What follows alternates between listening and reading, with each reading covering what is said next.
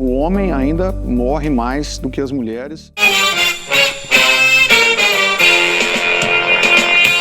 Programa do Jardel. Programa do Jardel. E agora eu tenho a honra, o prazer, a alegria e a satisfação de cumprimentar, e não vou apresentar porque ele é mais conhecido que eu, o Dr. Caio Flávio. Doutor, o senhor seria meu segundo convidado do programa. O primeiro eu escolhi o Marconi, além do bem-querer que eu tenho por ele, ele foi meu primeiro entrevistado em 2007, no meu primeiro programa. Então, com o meu retorno, ele me deu uma entrevista muito boa. Nós não falamos de política, nós não falamos... eu só contei as obras que ele fez, nós falamos do pai, do avô e tal. Aí, a semana passada, nós entrevistamos uma psicóloga, entrevistamos um pessoal do movimento católico, Manaim, entrevistamos uma ONG das mães autistas, que teve uma repercussão muito boa. E hoje eu tenho satisfação de trazer um urologista que eu respeito, admiro e uso. Bom dia, doutor Caio. Bom dia, Jardel, meu amigo, meu irmão, né? Um prazer estar aqui. Bom dia, Paulinha, ouvintes da Rádio Sucesso. Parabéns pelo retorno do programa. Um programa de sucesso, um programa que teria que ter retornado até há mais tempo, né? E que traz informação, traz debate, traz conhecimento para a população. Isso é muito importante. Você é suspeito que você é meu amigo, né? Então tem que diminuir um pouquinho. É mais do que eu mereço. Obrigado pela deferência, mas é um prazer estar aqui. Estou em casa. Dr. Caio é um estudioso, extremamente competente, professor na UFCAT, estuda muito. Foi papai recentemente da Maitê, que eu tô doido para conhecer, levar uma lembrancinha, entendeu? Espero que ela puxe a beleza da mãe e a inteligência do pai. Ao contrário, lá de casa, meus filhos puxaram a minha beleza e a inteligência da mãe. Espero que na sua casa seja o contrário. Tá certo. Só que a gente faz essas brincadeiras para descontrair, mas nós vamos tratar de um assunto muito sério aqui, doutor Caio, que é o câncer de próstata. Eu queria que o senhor falasse para a gente a importância. Não existe prevenção, né, de câncer de próstata. Existe o acompanhamento para que ele seja conhecido no início, não é isso? Isso mesmo. Então, fala para a gente aí, doutor Caio. Tá. Alerta os homens. Essa iniciativa, né, da rádio e o Novembro Azul, que já começou há anos, é um exemplo para as outras especialidades, exemplo também do Outubro Rosa. Então, essa orientação, esse debate tomou corpo, né, Jardel? Então, Novembro Azul, ele já faz parte do calendário, faz parte dos debates. Isso melhorou bastante a procura do homem ao urologista. Você falou em termos de prevenção. Na verdade, quando a gente fala de próstata, câncer de próstata, é a prevenção secundária. A prevenção primária é não ter. Então, vacina para o HPV e prevenção Papa Nicolau para a mulher vai prevenir o câncer de colo de útero e não vai ter a prevenção primária. Não fumar vai evitar e fazer prevenção primária para vários tipos de cânceres e doenças cardiovasculares. Em relação à próstata, fazemos também um paralelo à mama. É a prevenção secundária. Isso significa o quê? É o diagnóstico precoce, o tratamento e a cura. Então, vai prevenir sim, mas vai prevenir as complicações da doença e a morte pela doença. Doutor Caio, dentre as prevenções, pessoa com mais de 45 anos tem que estar mais atenta a esse tipo de doença. Existe um exame que exige um preconceito muito grande por parte dos homens. E não admite, é o toque retal. Eu acho que é um exame extremamente importante e relevante na prevenção, além da dosagem de PSA e tal. Eu estou falando como cliente. Sim. O toque retal é fundamental também, não, doutor? Esse debate ele veio à tona recentemente por conta de outros exames, como a ressonância de próstata, e até nos congressos, trabalhos científicos, se debatendo a importância do toque.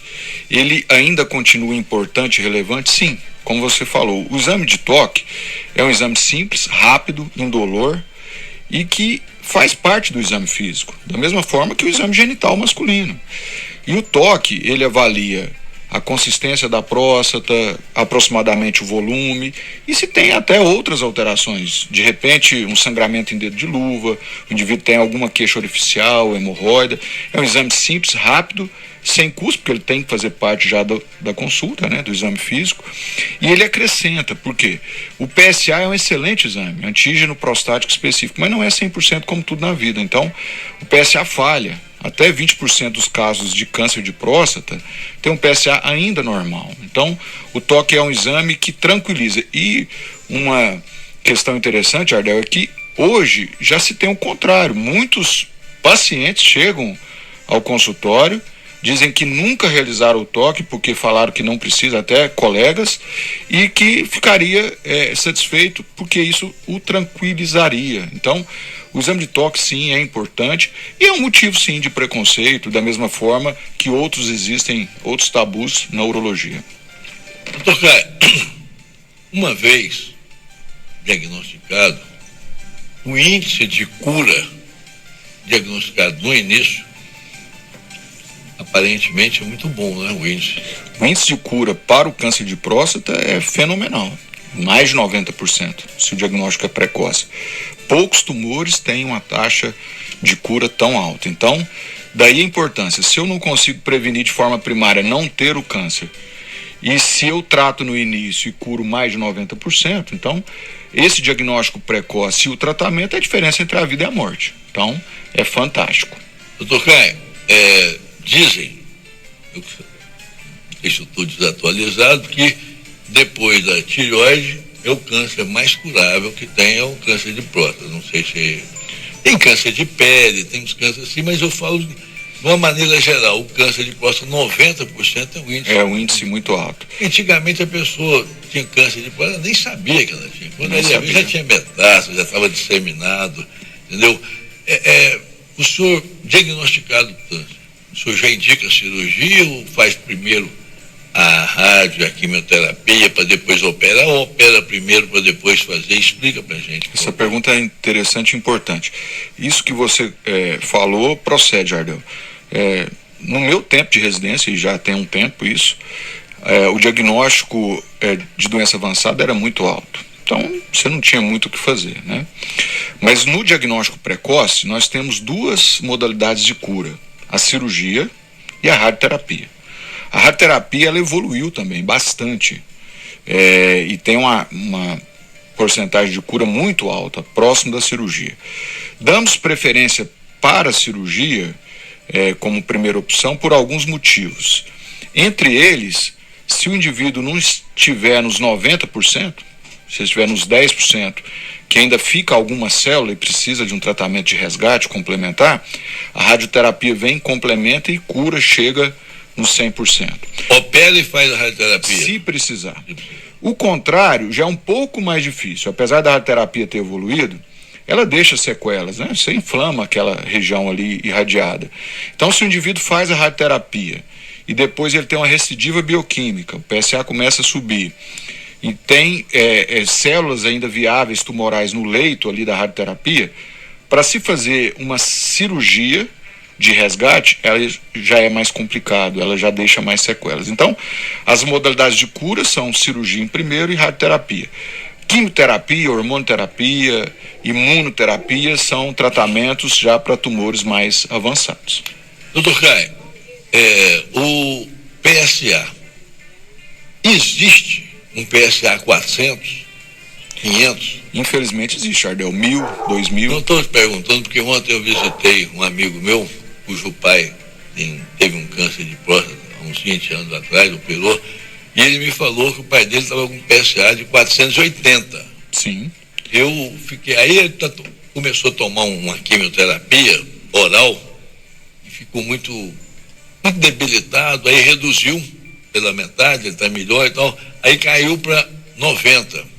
Quer dizer, uma vez o meu foi a 3,5, nós ficamos preocupados, né? Sim. O senhor pensou, tem que fazer uma biópsia em mim? Sim. E aí quando ele foi 480, eu, como não sou da área, fiquei assim, vou confirmar ao vivo amanhã com o doutor. Então é possível. Com certeza, mais do que 400, 1000, 2000, por quê?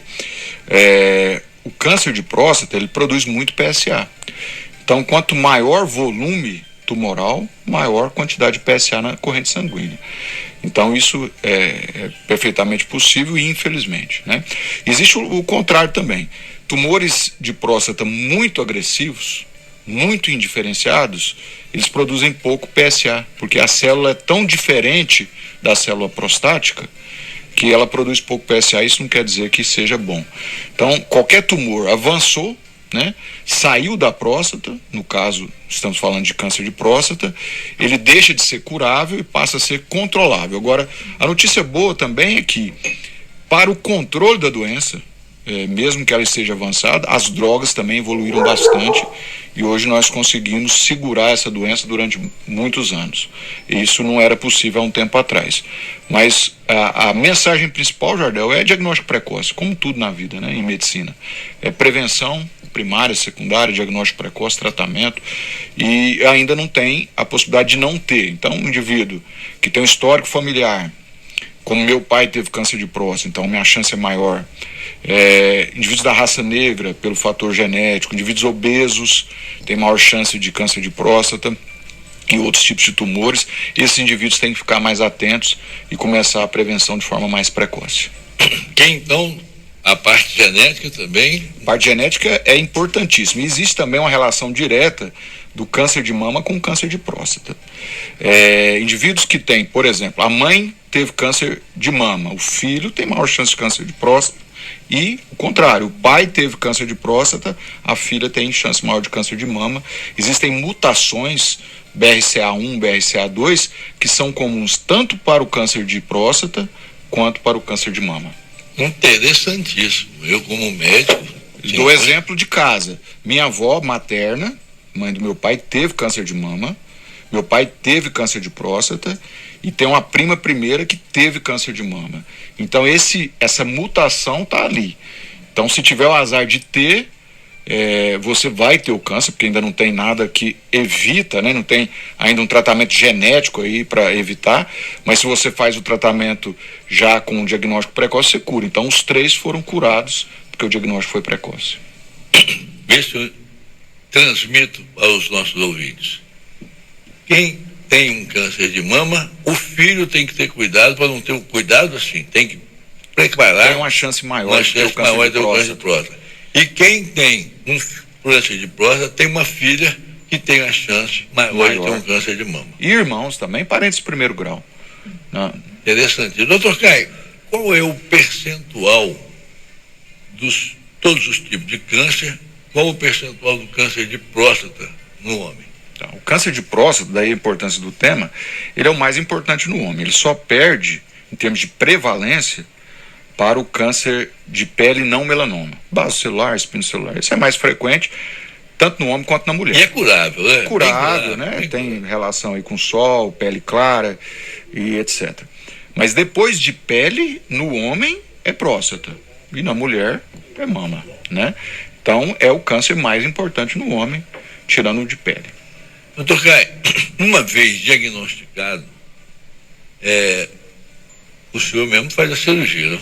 Sim. O senhor mesmo faz. E aí aqui em Catalão não tem condições de fazer radioterapia já? Tá, eu vou falar para você em termos de recurso que nós temos aqui.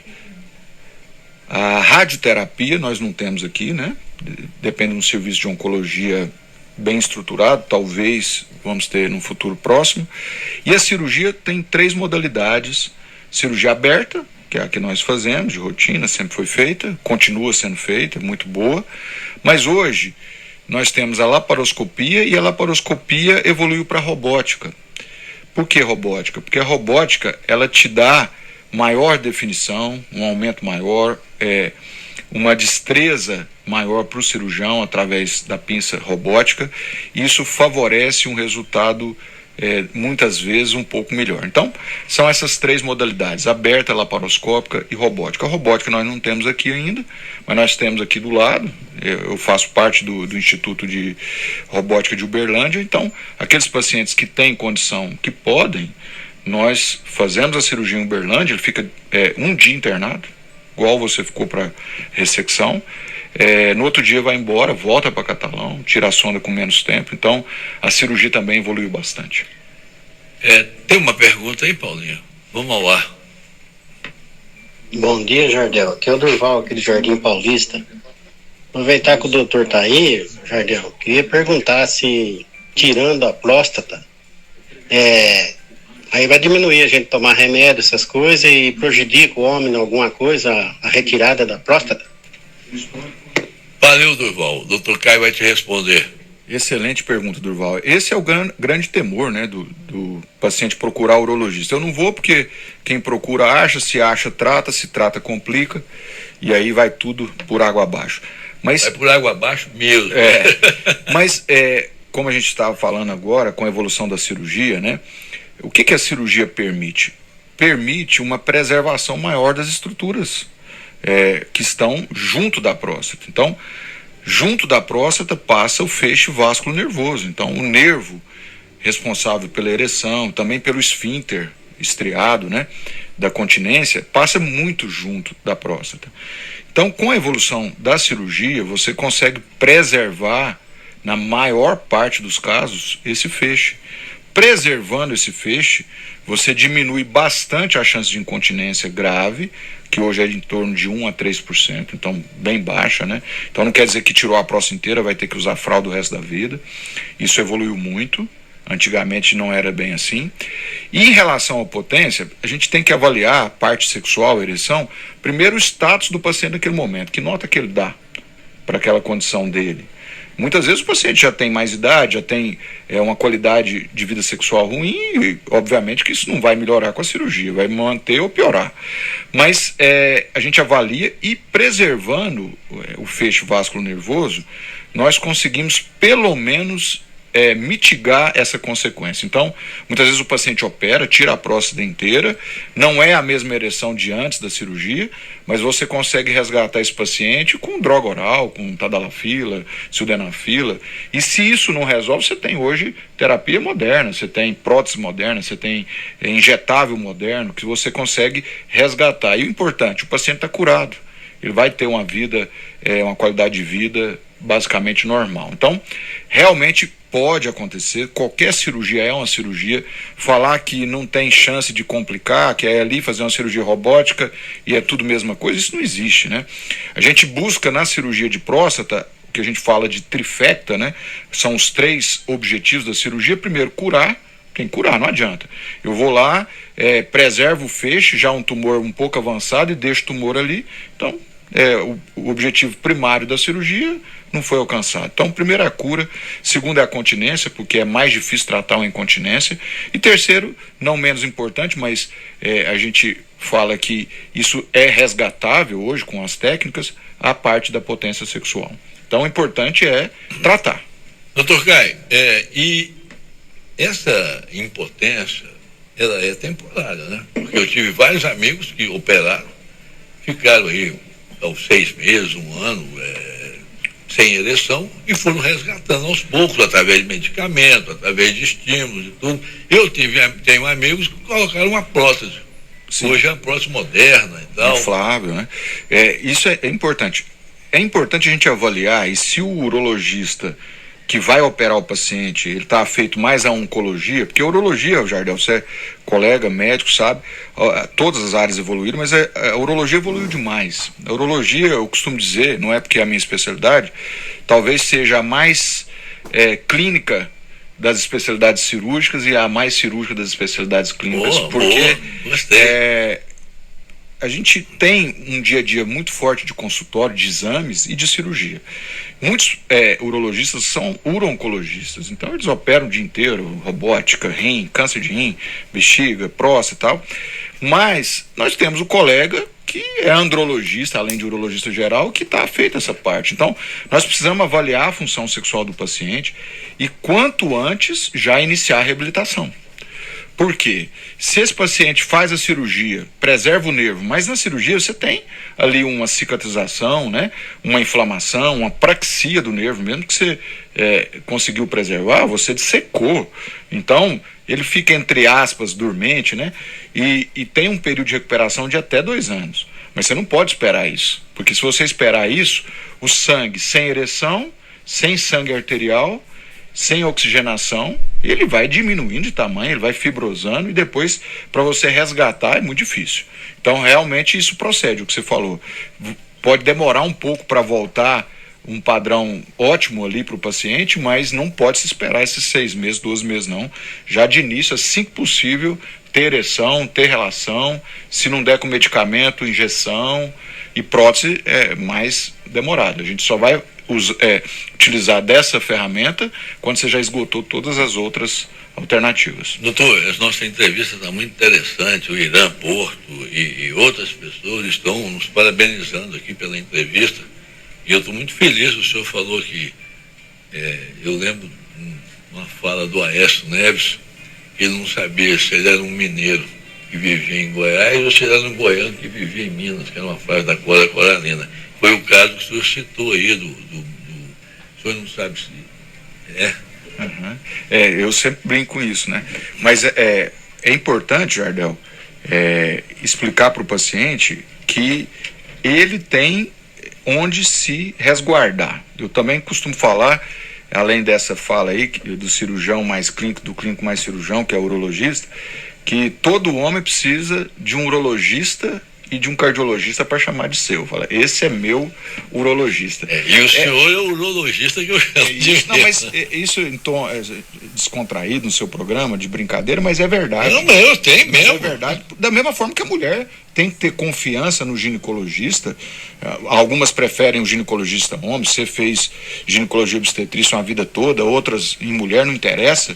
Mais do que homem ou mulher é a empatia, né? Por quê? Na dificuldade, na dúvida, precisa de alguém para falar, eu estou aqui para te orientar. E o urologista, hoje, ele mais do que tratar de próstata, ele trata da saúde do homem. Então, é importante sempre procurar, porque o homem ele fica perdido, principalmente da adolescência, que até a adolescência ele vai no pediatra e depois... Só depois dos 40 procurar o urologista, e nesse período aí, nesse intervalo, da adolescência até os 40, 45 anos. Aí tem muita coisa. E o urologista ele vai gerenciar essa saúde do homem em todos os aspectos. Chegar lá e perguntar, você tem mais de 50, você já fez colonoscopia? Nunca fez? Tem que fazer. Né? Já foi fumante? Já fez um exame aí para ver como é que está seu pulmão, etc. Por quê? A saúde é global, é integral, né? E a próstata, ela chama atenção pela importância do câncer de próstata, pela letalidade quando não é tratado no início, mas não é só próstata, né? É a saúde sexual, é a saúde cardiovascular, é a saúde psíquica do paciente. Se o paciente estiver mal no dia a dia, a parte sexual está péssima e não adianta você simplesmente dar um Viagra que não vai resolver. Então, eu acho que é importante, sim, ter um urologista para chamar de seu, o cardiologista que é um clínico, né? Porque a gente tem que abordar a saúde do homem o tempo todo, né? O mês de novembro, tem muitos que criticam esses meses coloridos, né? Não deveria existir isso. Outubro rosa, setembro amarelo, prevenção do suicídio e tal. Mas é importante porque enquanto isso não estiver arraigado na mente do cidadão, culturalmente, essa chamada de atenção motiva ele a parar para pensar, tem alguma coisa errada aqui, eu vou procurar o médico. E foi a partir dessas campanhas que o cenário melhorou. Doutor Caio, eu quero abordar um outro tema com o senhor, um tema pelo qual eu passei, que é a hiperplasia benigna da próstata. Em 2010, eu quase não consegui urinar, e isso me desencadeou 2 hérnias inguinais de esforço. Aí procurei, vou repetir, o melhor urologista, e o senhor me indicou fazer uma RTU, uma ressecção transuretral. E outro dia eu vi um senhor, você, doutor Caio, falando sobre uma técnica nova que faz uma embolização da próstata. Eu fiz em 2010 uma ressecção transuretral e operei as 2 hérnias. Foi a última vez que eu me internei na minha vida, em 2010. E no outro dia, meio contrariado, o senhor deixou eu ir almoçar em casa. Tirou a sonda, que é horrível. Aquela sonda, eu tinha um pavor daquela sonda, entendeu? Graças a Deus, meu PSA agora está 2, e vou fazer o toque agora no final do ano. Eu brinco muito que eu faço coraçãozinho pro senhor, então, para poder descontrair, a gente ficar mais à vontade. Eu faço toque todo ano e meço meu PSA de 4 em 4 meses. Quando a hiperplasia benigna, a pessoa tem uma próstata, um adenoma, uma próstata crescida, que tem dificuldade de urinar, o tratamento é cirúrgico. E aí, explica pra gente isso, por favor. Ótima pergunta, Jardel. Um pouquinho antes, na próstata a gente tem 3 alterações. O câncer nós já falamos bem, que é uma degeneração, né, de células malignas. A prostatite, que é mais comum de todas, que a prostatite o que é? É uma inflamação da próstata, uma infecção, da mesma forma que a mulher tem cistite, o homem pode ter uma cistite e prostatite, por contaminação da próstata, tratamento um pouquinho mais chato, mas trata com antibiótico, anti-inflamatório. E a hiperplasia, o que é a hiperplasia? É o aumento benigno da próstata, normalmente a partir dos 40 anos, se viver muito todos vão ter hiperplasia, mais ou menos, né? E são 3 situações. A hiperplasia, na verdade, é um termo histológico, né? Que é o aumento das células. Existe a possibilidade de obstrução pela próstata, obstrução do canal, né? Obstrução do canal, que é o que você tinha. E a gente sempre tem que avaliar caso a caso. Então, o primeiro tratamento ainda é clínico. Existem medicamentos para relaxar o canal da urina, para diminuir a próstata, que resolve uma boa parte aí. Mas a gente sabe que depois de 4 anos, pelo menos 40% dos que estão tomando remédios vão queixar uma piora do jato e podem ter alguma deterioração até da bexiga, do trato urinário superior. Então, existem as indicações absolutas para cirurgia e as relativas. Absolutas são as complicações da hiperplasia. Então, felizmente hoje tem menos, mas ainda tem. Então, infecção urinária de repetição, cálculo na bexiga, sangramento, dilatação do rim, trabeculação da bexiga que está fazendo esforço, retenção urinária, o indivíduo tem que passar sonda. Então, é uma doença benigna, mas está complicando. E pode complicar de forma grave. Tem que operar. Indicação relativa, o indivíduo que não pode tomar o remédio, que tem efeito colateral, que não quer tomar o remédio, e vários motivos aí, ou que o remédio não está sendo tão eficiente, vai para a cirurgia. E na cirurgia, como eu disse, a urologia evoluiu tanto que até dificulta às vezes. Tanta opção que a gente tem, talvez também seja a especialidade cirúrgica que tenha mais evoluído, porque ela tem várias frentes, robótica, endoscopia, tratamento clínico. Então, para a hiperplasia, ainda a cirurgia que você fez é o padrão ouro, é a famosa RTU, ressecção transuretral da próstata. Você vai lá e vai descascando a próstata internamente, né? Faz um túnel, né? Faz um túnel. Eu sempre comparo a próstata com uma laranja. O câncer está na casca da laranja, 70%, 80% dos casos. Então você tem que tirar a laranja inteira, né? A hiperplasia é o aumento do gomo da laranja que vai entupindo o canal da urina que passa ali dentro. É aquele canudinho. Então você tem que ir lá e descascar esses gomos por dentro. É a ressecção transuretral. Boa, eu fiz ela o que você há fez. 14 anos. E ainda é o padrão ouro. 15 anos. Paulinha, nós vamos segurar um pouco as mensagens, porque eu quero continuar curtindo o papo aqui com o Dr. Caio, que eu vou falar de um assunto que eu acho que interessa a todo mundo. Primeiro, eu queria saber do senhor, Dr. Caio. Chamo de senhor. Você tem a idade do meu filho, nós chamamos de senhor pelo respeito. Um pouco mais velho que o seu filho. Meu filho mais velho, né? O Jardelzinho que se foi, ele era seu cliente. Sim. Também. Doutor Caio, para a mulher, qual a importância do urologista para uma mulher, na vida de uma mulher? Importantíssima essa pergunta, Jardel, porque associa-se urologista a próstata, toque e homem. Isso é importante, porque o urologista é o médico do homem, da mesma forma que o ginecologista é o médico da mulher. Mas a urologia trata não só da parte genital masculina, mas da parte urinária, tanto masculina quanto feminina. Desde recém-nascido, diria, até antes, né, intraútero, já se avalia a dilatação do rim, da bexiga, o urologista já orienta, até o final de vida, né? Então, é do berço ao túmulo. Então, na parte urinária, tanto homens quanto mulheres, a urologia trata. Então, como a mulher procura mais, então tem muita paciente mulher. Então, mulher com cálculo renal, mulher com infecção urinária de repetição, que é muito mais comum na mulher que no homem, famosa cistite, a mulher com incontinência urinária, entre aspas, bexiga caída, né? Faz um esforço e perde urina. A grávida com as alterações urinárias, muito importante.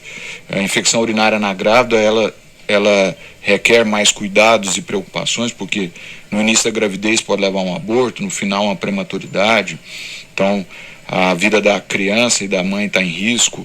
A grávida com cálculo, quantas vezes já tive que passar um duplo J, tirar um cálculo recente agora de uma grávida, ela estava muito próximo do parto, a criança já estava encaixadinha, cefálica, e ela teve um cálculo com uma infecção urinária inicial e tivemos que intervir. Então, o urologista ele não trata só do homem, ele trata do homem também, mas ele trata da mulher em todas as idades, com as diferentes queixas urinárias. Agora, quando vai para a parte sexual, genital, aí o urologista trata só do homem. E o ginecologista, o sexólogo, o psicólogo da mulher. E esse paralelo existe. Temos sempre que acompanhar o casal. Então, não existe o homem infértil, existe o casal infértil. Então, o homem tem que procurar o urologista, a mulher o ginecologista. Não existe um casal um com doença sexualmente transmissível, são os dois. Então tem que tratar os dois. Então, com disfunção sexual, nós vamos falar um pouquinho sobre isso. Então, quando o indivíduo chega, eu vou tratar, mas como está a parceira? Se ela precisar e não tratar também, complica. Então, na parte genital, nós tratamos só do homem. Agora, na parte urinária, homens e mulheres, e podemos ter um programa aí para falar só das alterações urológicas da mulher. Doutor Caio, quando eu estudava, há algum tempo, me marcou muito um professor de urologia que dizia que, naquela época, infecção urinária em homem é igual a uma urografia excretora. Era o exame que se fazia na época para ver se tinha alguma coisa. Tomava uma injeção na veia, a pessoa urinava e dava um contraste do rim, do ureter, da bexiga até a urina. Infecção urinária em homem é grave? Infecção urinária em homem sempre é potencialmente complicada, porque não é de se esperar no homem adulto uma infecção urinária sem um fator de base, diferente da mulher. Então, na minha época, a urografia excretora era o exame que fazia diagnóstico. Então, estava correto. Porque a mulher, só pelo fato de ser mulher, ela tem a uretra curta, a proximidade da uretra, canal vaginal, períneo, ânus, favorece a infecção urinária. Então, é de se esperar até 1/4 das mulheres terem infecção urinária de repetição. No homem não é de se esperar. Então, no homem você tem que investigar mais. Então, isso procede. Não é mais a urografia, a gente começa com ultrassom, né? Se for preciso, uma tomografia. Eu estou falando isso no meu tempo, né, doutor? Não, mas no seu tempo, não, do meu tempo, Jardel. Quando eu cheguei aqui em Catalão, nós ficamos um tempo aqui sem tomografia, e a velha urografia que nos salvava aqui durante alguns anos, né? Então, não é do seu tempo, é do meu tempo também. E na minha residência, pedíamos urografia demais. Então, hoje a tomografia evoluiu, você consegue fazer uma tomografia com baixa dose, problema radiação, e faz a urotomografia, né? Com a formatação, que é um exame que, além de ver o trato urinário, vai ver todo o abdômen, a acurácia é maior. Mas isso que você colocou procede, sim. Doutor Caio, agora eu quero abordar com o senhor um tema que eu tenho certeza absoluta que vai chamar a atenção de muitos homens. Problema do Cialis ou Viagra, quando, como e se deve ou não usar. Eu conheço gente que é viagreiro, viu, Paulinho? Eu conheço gente que é viagreiro, militante. Conheço gente que é cialeiro, conheço gente que usa, que não usa, entendeu? Eu conheço um cara que a mulher dele compra para ele. Acha normal, então vai na farmácia, negocia, todo mundo fica olhando e tal. Qual o problema? Outro dia falaram que o cara morreu de Viagra. Eu discordei, eu acho que ele morreu do esforço. Um cara de 80 anos tomou um Viagra de 100. Ele pegou uma mocinha de 20, uma mocinha de programa. Ele fez tanto esforço que ele teve um infarto. Então, eu concordo. O senhor vai explicar pra gente aí como é que não é, como é que deve, quando não deve. Conta pra gente aí que tem muita gente interessada, doutor Caio. Muita gente interessada. Bom, o Viagra foi lançado nos Estados Unidos em 97, no Brasil em 98, e uma revolução na medicina sexual, não só para o homem, quanto para a mulher. Muitos não sabem, mas a descoberta do Viagra, né, que foi acidental, foi uma pesquisa para outro fim, ele rendeu um prêmio Nobel. Qual o fim? Ele é um vasodilatador. Então, a pesquisa era para área cardiovascular, para dilatação das coronárias, controle de pressão, e viu-se que nos experimentos o indivíduo estava tendo ereção com facilidade. E foi daí a descoberta. Então, ele é um vasodilatador, né? Então, ele é bom para o coração também? Depende, vamos chegar lá. Mas, primeiro fato, assim, estatística. Depois dos 40 anos, 50% dos homens, 50%, tem algum grau de piora da função sexual e da ereção. Não estou dizendo que é uma piora importante, mas já tem, depois dos 40 anos. Segundo fator importante para a gente refletir, qual que é a questão aí do indivíduo? O problema dele está no desejo sexual hipoativo, que é mais comum na mulher, mas tem aumentado muito no homem, estresse, correria, sono ruim, etc. O problema está na ereção, o problema está no controle da ejaculação, ou o problema está na qualidade do orgasmo. São 4 coisas distintas. Então, quando a gente fala Viagra, Cialis, Tadalafila, o Tadala, né, famoso Tadala, isso é para ereção. Então, isso não aumenta o desejo, não controla a ejaculação, não melhora a qualidade da relação, nem do orgasmo. Isso é para ereção. Esses medicamentos são facilitadores, eles não provocam ereção. O indivíduo tem que ter estímulo. Deixa eu interrompê-lo, por favor. Ou seja, você tem que ter o desejo para poder usar e ter ereção. E se você só tomar para ter ereção, não vai ter. Não só o desejo, tem que ter o estímulo. Sempre eu comparo a parte da relação sexual como um barco à vela. Essa comparação não é minha, mas ela é didática, é a melhor que eu vejo. Em que o barco é o organismo, é o orgânico, é o indivíduo, são os vasos, os nervos, os hormônios, etc, etc, etc. Se o barco está ruim, o barco não vai, né? Se o corpo não está ruim, não vai. A vela é a mente, é o psicológico, é a preocupação, é a ansiedade de desempenho. Se a cabeça está péssima, também não vai. Mas tem o vento é o estímulo, é a parceira. Se não tem esse estímulo, também não vai. Então, sempre a gente pergunta para um paciente que procura, primeiro, às vezes chega um indivíduo lá, já idoso, querendo um resultado e tal. Primeiro, você tem alguma parceira, tem parceira fixa, sua esposa, como é que está a saúde dela? Não tem. Então como vai resolver isso? Eu vou te dar remédio para quê? O que você falou. Você tomar o Viagra para ter essa, primeiro que não vai ter, sem estímulo. E se vai ter para quê? Né? Então, esse é um ponto. Existe um mito aí, isso aconteceu muito na época do Viagra, por quê? O indivíduo estava muito tempo sem ter ereção, sem ter relação, e de repente ele toma um remédio, aquilo facilita com um estímulo, às vezes pequeno ou médio, ele tem uma ereção e vai ter relação. Indivíduo sedentário, o indivíduo não está fazendo uma avaliação, uma prevenção cardiovascular, e o esforço dele é que provocou a morte. Então, ele já era um coronariopata e não sabia. Ele tinha doença arterial coronariana crônica e não sabia. E aí ele infartou. Ele infartou pelo Viagra? Não, ele não infartou pelo Viagra. Então o Viagra não causa isso. Agora, tomou a fama, mas não causa. Mas então não causa nada? Não, peraí. Existem contraindicações. Como eu estava dizendo, a pesquisa inicial foi para as doenças cardiovasculares. Então ele é um vasodilatador, como nitrito, nitrato, isordil, né, sustrate, etc, etc.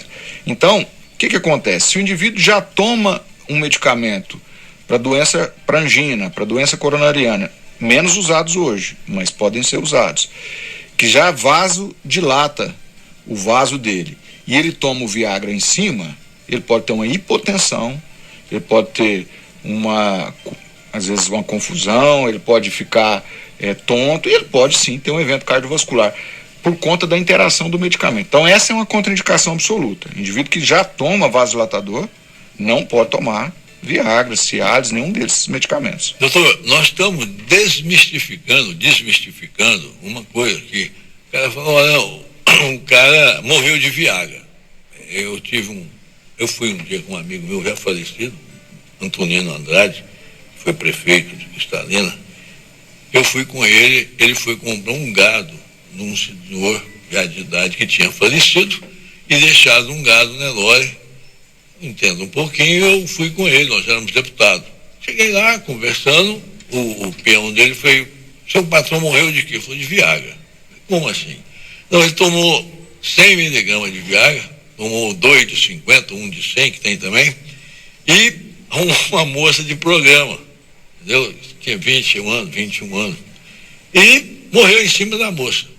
Aí eu falei para o Antônio, ele morreu do esforço. Sim. Ele morreu do esforço. Não só do esforço, da emoção. Ele viu veia que ele não via muitos anos. Exatamente. Porque a relação sexual não é só a questão fisiológica, a quantidade de esforço que ele vai fazer, mas tem a questão emocional também, tem uma ansiedade ali naquele momento, então, ou emoção, não é brincadeira, é verdade. Então, isso tudo, ele não tendo uma reserva cardíaca adequada, é que causou o infarto. Se ele tomasse essa quantidade aí de sildenafil, de Viagra, e fizesse uma caminhadinha rápida, subisse uma escada rápida, morria do mesmo passasse jeito. uma raiva muito grande, ele morria do mesmo jeito. Mas aí quem toma a culpa é o Viagra. Então, é difícil você tirar isso, desmistificar. O indivíduo fala, mas eu tomo Cialis, tomo isso aqui, mas Viagra não me passa não, que eu não tomo, né? Mas isso faz parte. Doutor, vou fazer uma brincadeira para poder tentar deduzir o que o senhor falou. Se a cabeça de cima não tiver boa, a de baixo também não funciona nem com remédio, né? De jeito nenhum. Um problema grave que a gente tem hoje, Jardel, nessa juventude, é uma juventude muito habituada ao virtual, né? Infelizmente, pornografia, tudo online, namoro virtual, aplicativo de relacionamento, tudo virtual. E quando vai pro ao vivo, né? O on-life, né? Ao invés de ser o online, tem muita dificuldade. Então, essa parte sexual não afeta só indivíduos de meia idade, mais idosos, não. A juventude hoje está tendo um problemaço nessa parte sexual aí. O que eu tenho de paciente jovem com problema de ereção, ejaculação precoce, e aí, confirmando essa pergunta sua, quer dizer, é a cabeça. O indivíduo tem algum problema orgânico? Ele nada. Ele não toma nenhum medicamento, ele é jovem, ele faz atividade física, você vê que ele está com um corpo bom, e vai para a parte sexual, está péssimo. Porque a cabeça, a mente, é muita ansiedade, é depressão, é ansiedade de desempenho. Então, se a cabeça de cima não funciona, não vai mesmo. Não tem jeito. Será que eu vou dar conta? Você tem esse problema? Ixi, isso aí é o pior. Pôs na cabeça que não vai dar conta, não vai dar conta mesmo. Entendeu? Não vai dar conta mesmo. E Viagra e Tadalafila? A diferença, Jardel, são drogas irmãs ali, né? Então você tem o vardenafil e o iodenafil. E cada caso é um caso, né? Não, na prática é o seguinte, eles são muito semelhantes. O que muda? Alguns efeitos colaterais, por exemplo, a tadalafila pode dar mais mialgia, dor lombar, a sildenafila mais congestão nasal, às vezes rubor facial, cefaleia é possível. Mas todos são muito próximos em termos de resultado. Muda o tempo de ação, né? A meia-vida. Então a sildenafila tem uma meia-vida menor que a tadalafila. Mas na prática são muito próximos. Então eu dou todas as opções para o paciente. Às vezes ele se dá bem com um e não se dá bem com o outro, né? Se um dia eu quiser tomar um... se um dia você precisar e quiser experimentar, qual que o senhor me aconselharia? Bom, aí a gente orienta... Se um dia eu precisar, né? Claro. Primeiro, é a menor dose necessária. Então, o ideal é não precisar, porque aquele medicamento ele não vai te aumentar desejo, ele não vai te aumentar qualidade da relação, do orgasmo, não, vai melhorar a sua ereção se estiver precisando. Eu sempre oriento uma dose baixa inicialmente, e vai aumentando e tateando. Por exemplo, a tadalafila de 5, que é de uso diário, e ela tem as indicações para o uso diário, ela pode ser iniciada como sob demanda. Então você vai tomar 5 miligramas sob demanda. Foi suficiente, para mim ajudou, então para por aí. Quando precisar mais... Eu tomo o diário, inclusive o senhor me recomendou, para a próstata. Ajuda.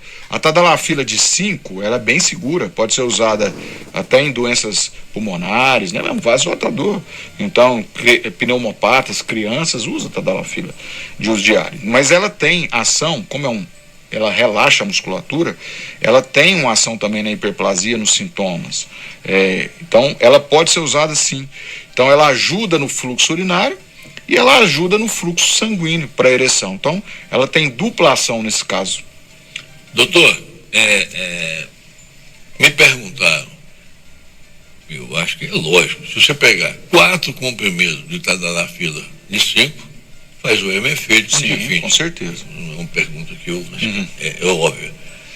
Doutor Caio, eu estou aqui extremamente feliz, honrado, envaidecido na presença do senhor aqui, que eu tenho certeza absoluta que o senhor tirou a dúvida de muita gente. Muita gente, até porque há um preconceito muito grande, negócio de ereção, o cara, ninguém quer admitir que está ficando broxa, que está ficando impotente, que não sei o que, ninguém, não, aqui não entra nada para tomar um toque retal, daqui só sai, essas bobagens, essas idiotices, que a pessoa tem que desmistificar, tem que fazer isso. Hoje eu falei numa live aí que é normal tomar um toque retal, a gente até brinca, né?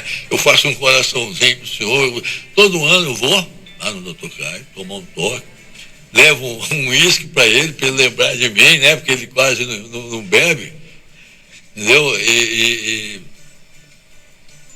aconselharia todo mundo que passou dos 45 anos que procurasse um urologista. E aconselho mais ainda que procure um urologista bom, consciente e competente, como o Dr. Caio Flávio. Doutor, mais alguma coisa que poderia dizer aqui, antes da gente encerrar essa entrevista que eu estou considerando de maravilhosa? Jardel, só agradecimento a você, a Paulinha, aos ouvintes da Rádio Sucesso. Prazer estar aqui, né? E te parabenizar pelo retorno do programa e da forma espontânea que você tem, isso é seu, né? E que favorece muito essa conversa descontraída, tirando preconceito. Se fosse outro entrevistador, não teria o mesmo.